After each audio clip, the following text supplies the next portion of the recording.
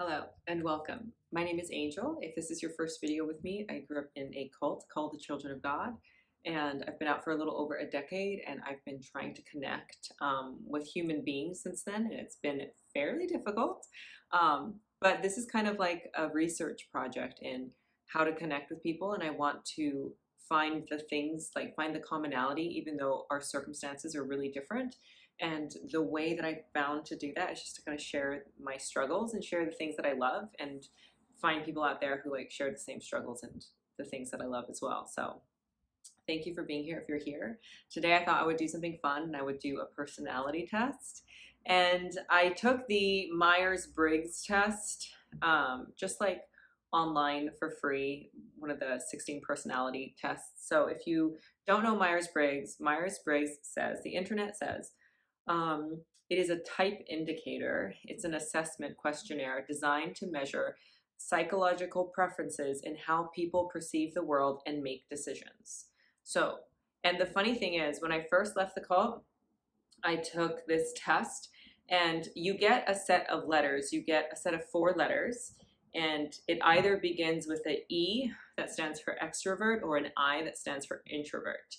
And the main thing that has changed with me is when I first took this test, I used to get an E at the beginning for extrovert because I used to be like really excited about being around other people. That way I wouldn't have to be with my own thoughts.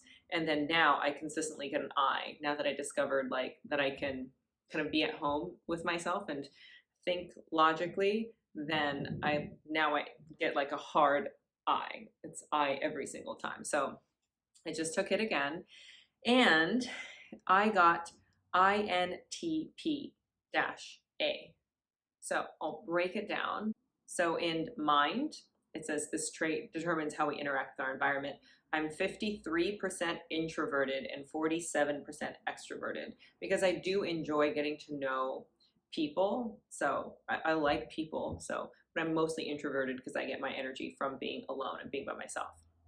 And then with energy, it says this trait shows where we direct our mental energy. It's 69% intuitive and 31% observant.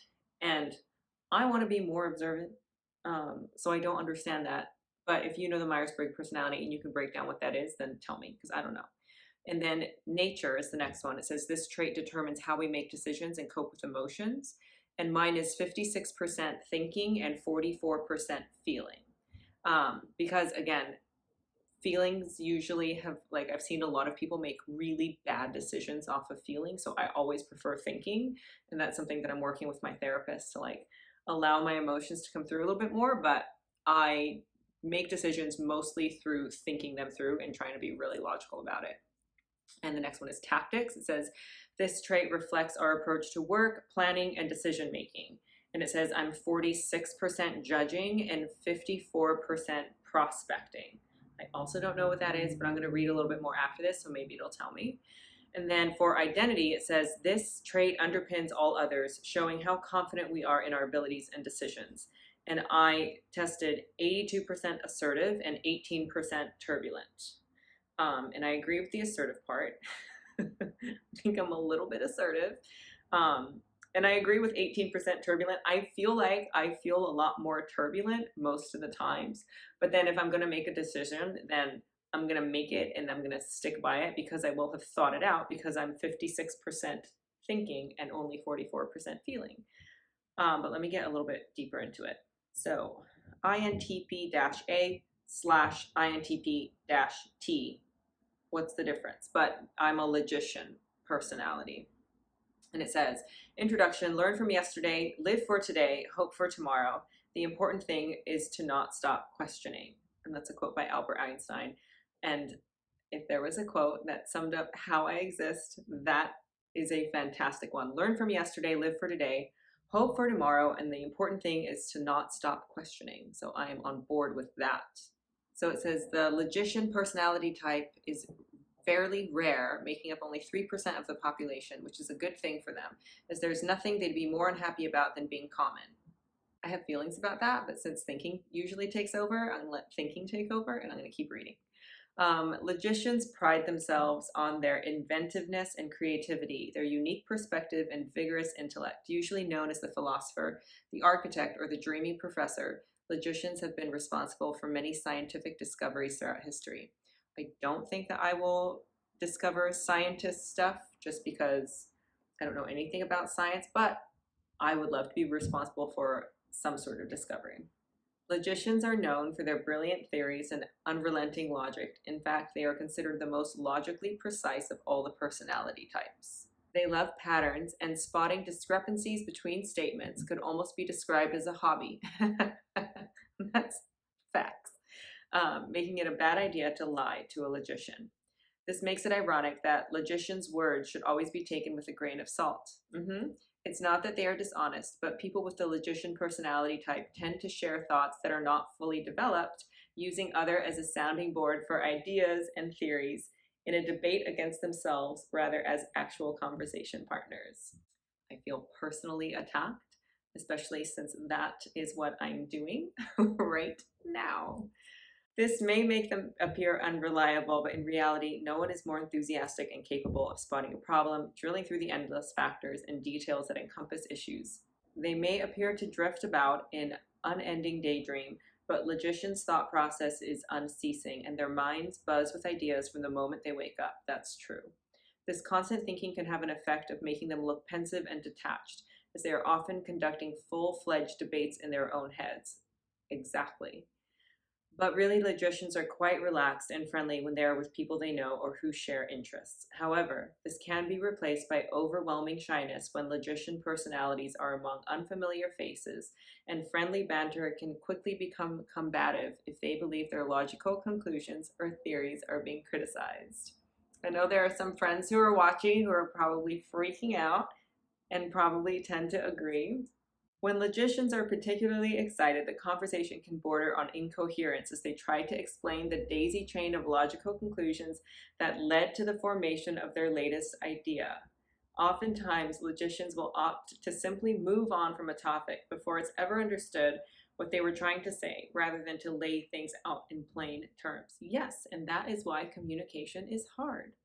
The reverse can also be true. When people explain their thought process to logicians in terms of subjectivity and feeling, imagine an immensely complicated clockwork, taking in every fact and idea possible, processing them with a heavy dose of creative reasoning, and returning to the most logically sound results available. This is how the logician mind works, and this type has little tolerance for an emotional monkey wrench jamming their machines. Which leads me to my next story. I was out one night with a really good friend of mine, and she was telling me about a argument that she was having with her boyfriend at the time. And they were arguing, and she was saying, well, he said this, and I said this, and I took in all the information. And since I am a thinker more so than an emotion person, I listened to everything she was saying, and I figured out what the problem was. And then I started trying to tell her, like, what he was trying to do and what she and where their miscommunication was. And I was trying to explain all this to her, and she like grabs my arm. She's like, Angel, just be on my side. Like, stop it. Stop explaining everything. Just be on my side. And I was like, okay. But it's difficult for me because I do exactly that. I try and like figure it out logically, and you can't really figure out emotions logically. Which is tough for me because I feel like there should be an explanation to everything. And then when it comes to feelings, there's not, there's just feelings. So sometimes that's tough. Oh no, it's about to say what I just said. Further, logicians are unlikely to understand emotional complaints, and their friends won't find a bedrock of emotional support in them. Well, shit. People with the logician personality type would much rather make a series of logical suggestions for how to resolve the underlying issue, a perspective that is not always welcomed by their more sensitive companions. This is exactly what I was describing. This will likely extend to most social conversations and goals as well, like planning dinners and getting married, as logicians are far more concerned with originality and efficient result. The one thing that really holds logicians back is their restless and pervasive fear of failure. I feel attacked again. Logician personalities are so prone to reassessing their own thoughts and theories, worrying that they've missed some critical piece of the puzzle, that they can stagnate, get lost in an intangible world where their thoughts are never truly applied. Overcoming this self-doubt stands as the greatest challenge logicians are likely to face. But the intellectual gifts, big and small, bestowed on the world when they do make it is worth the fight. This is crazy. I'm going to leave it at that today because that was the intro. And now it's going into strengths and weaknesses, romantic relationships, friendships, parenthood, career path, workplace, conclusion. So there's a lot, but I just wanted to get on and share that. I didn't know that I didn't know that they had me figured out. This is ridiculous. So if you want to take it, it's at 16personalities.com. It's pretty great. And I say that just because it got me like fairly well. And I think that people who know me will be like, yeah. But yeah, that is I guess that's my type, INTP-A/INTP/T. So if you were interested, there it is. And then let me know what yours is, because I find this stuff super interesting, because then it makes me think about like, okay, well, what personality type meshes best with mine, and then like I just want to like figure out human beings better. So if you have yours, drop it below or go take the test. I'm going to see if I can put a link in the comments actually in the drop down, because that would be really fun. But that's my personality. I'm a logician personality, and hopefully that helps you understand me a little bit better. And if you are also a logician, yay, we're only 3% of the population. But as always, y'all, thank you for being here. Let me know what you want to see or hear from me, and I'll see you next time.